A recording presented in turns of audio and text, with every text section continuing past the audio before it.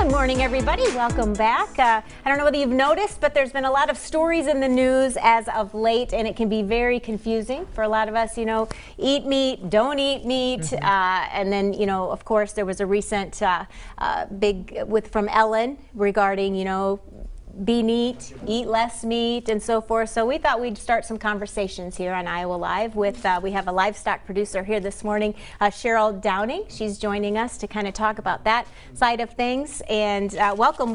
We appreciate you coming in today. Thanks for having me. Because it does, you know, there's so many different diets out there. There's so much information, you know, it's overloaded, and it can be very confusing and overwhelming for people to know what's true, what's not true. So we thought we'd kind of go straight to the source on a lot of these different sides and see, you know, like from your perspective, we'll talk about some of those studies that have recently been So from our perspective, I think we just, as a livestock producer, we just want people to have the facts from our side too, instead of Ellen's large media platform saying don't eat meat. That meat actually is very nutritious, and there are studies that have been reneged now that said meat is bad for you, that now it's actually really good for you and one of the best sources of protein on the planet. And October is kind of a big month for pork, correct? October is National Pork Month. Okay. So pork actually has the most protein of the livestock meats. It has 30 grams of protein in a 4-ounce serving. That's huge. Right. When you're looking at it in a dietary sense. Give us, Cheryl, give us a little bit of your background. We know you're a livestock producer. We know you're a Downing show stock. You do shows across the state and beyond. Yes. Tell us a little bit of that background so we know where your information is coming from. Sure. So I grew up on a farm. My parents run a 400 cow-calf operation. And my husband and I and my in-laws, we run about 120 beef cattle. We also do row crops. So when the beef industry is attacked, it directly affects our livelihood. So that's... And we want to talk about that because every once in a while people with more power than others can make a statement and everyone kind of follow suit, maybe without necessarily doing all of their own research and background. Did you feel an effect from that? Was it just people reacting, or what was the reaction from having a smaller livestock farm? I think the reaction why we had such a large reaction was because the markets have been so volatile for so long. And I think everything has just kind of come to a head, and the farmers are finally saying, hey, we need to have a voice, and somebody does need to listen to our side of the story, because we are 2% of the population, farmers, and so I think we're so busy doing our own work and minding our own business.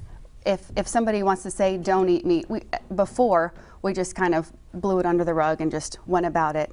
But now there are more and more campaigns saying beef or pork is so bad for you. We have to have a voice too. Absolutely. As you said, there's been articles coming out. Literally, 1 week they're saying don't eat it, and the next week they're saying no, it's wonderful protein. What message do you want to get out there? Is it a matter of just knowing where your meat is coming from? Is it a matter of saying, hey, there's some farmers out there that are doing it right? What's the big message? All of that. The majority of farmers, we do it right and we do it with our heart. You know, it's our heart and our soul. It's a thankless job, never ending. We work 7 days a week. There's always somebody depending on us. And just do your research. Don't just listen to social media platforms, you know, from one person's point of view, or listen to just one group of people. You need to do your own research and be an informed consumer.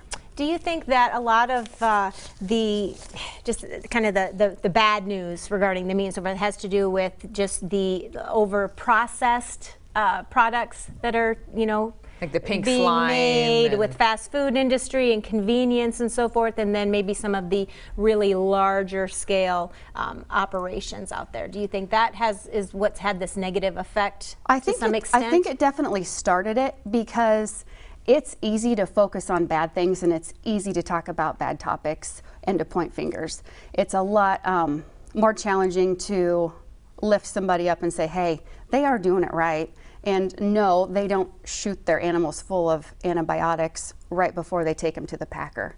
So it's easier to spread a bad story on social media, easier to comment versus When you're looking at versus- 2% of the population saying, versus here's the a good. couple of smaller Yes. farmers that are Yes, actually doing exactly. it right. So since we are a community that wants to be more informed, I feel like we want to know where our food is coming from. How do we start that process? How do we know the steak or the pork chop I'm putting on my table tonight is coming from a farmer who is doing it correctly?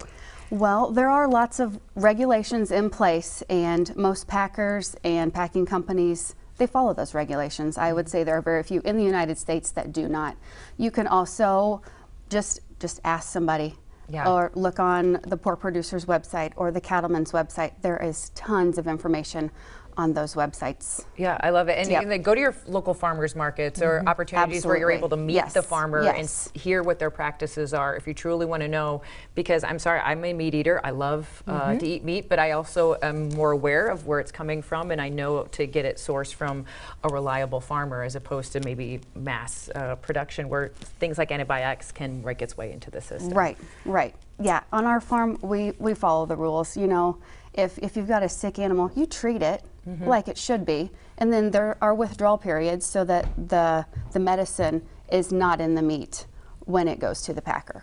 And I think you made a great point there with it's really all about kind of trying, for those of us trying to build that relationship with the With farmers the producer. that yeah. are out there. Yeah. Yeah, absolutely. Because we'll talk to you, we'll tell you, you know, nobody's got anything to hide. Right. You know, if you're doing it right, yeah, we'll tell you exactly what goes on in our operation. And I think that's key too, is to try to source things that are not overly processed and getting things, you know, as For close to the sure. source Yes. as possible. Yeah. Talk about just you guys as livestock producers and some of the smaller farms and so forth, how you guys kind of network together and work together to share this message that you say now you are all trying to pay a little bit more attention to. And Yeah, so I think us banding together is kind of new. So I think the approach we are going to take is through social media, making a few new websites, and just word of mouth, just to say that hey, we aren't so bad, Yeah. and we do produce a good quality product for you. And as you said, there are now articles coming out saying eat meat, eat red meat, eat those products out there, especially for celebrating October being pork Month. Pork month. Do your research, know what's on your plate, and you might be surprised at what you find as opposed to just hearing what the hot headline might be that day. Right, absolutely. I would agree. Okay. Well, we Very good. appreciate you coming on and giving us your story this morning. Any final thoughts before we go about what you want to say as far as a young and small farmer, what this does for your family?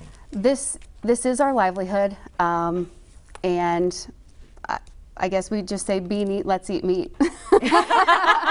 Let's reverse that hashtag. That's right, A that's little right. bit there. Because, and I think the key, like you said, you know, get to know, you know, build some relationships in your community. Try to source things locally as much as possible, and you know, gathering up information and doing proper research instead of just you know jumping on board with things because they have Because a very it's easy. large Yeah. platform. Wonderful. Cheryl, thank you so much Yes, for thanks joining for us having today. me. We want to say thank you to your parents who are out doing chores this morning, already working hard as our farmers do. We have to Yes. celebrate and support our farmers here in the great state of Iowa. Thank you for joining Thank you. us today. Yes, thank you.